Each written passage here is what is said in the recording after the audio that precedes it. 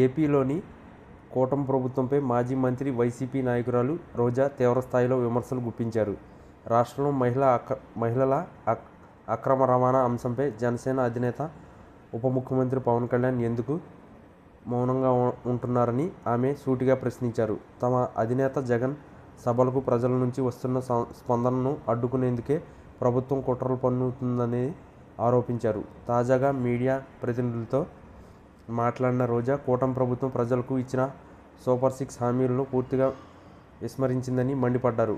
పాలనను పక్కనబెట్టి దాడులు, అరాచకాలకు పాల్పడుతున్నారు. కూటమి ప్రభుత్వంపై ప్రజలు తీవ్ర ఆగ్రహంతో ఉన్నారు అని రోజా పేర్కొన్నారు. ఎన్నికల్లో జగన్ను ప్రజలు ఓడించలేదని, ఈవీఎంలో జరిగిన గోల్మాల్ ద్వారానే ఆయన ఓటమి పాలయ్యారని ఆమె ఆరోపించారు. అధికారం ఎవరికీ శాశ్వతం కాదనే విషయాన్ని కూటమి నేతలు గుర్తుంచుకోవాలి.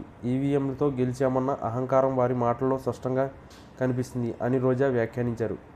మహిళల అక్రమ రవాణా అంశాన్ని ప్రస్తావిస్తూ, మహిళల అక్రమ రవాణాపై పవన్ ఎందుకు మాట్లాడడం లేదు? ఇప్పుడు మీ ప్రభుత్వమే అధికారంలో ఉంది కదా పవన్ కళ్యాణ్, మరి ఇప్పుడు చంద్రబాబు, లోకేష్ లను తొక్కిపెట్టి నార తీయాలి కదా అని ఆయన్ను ఉద్దేశించి ప్రశ్నించారు.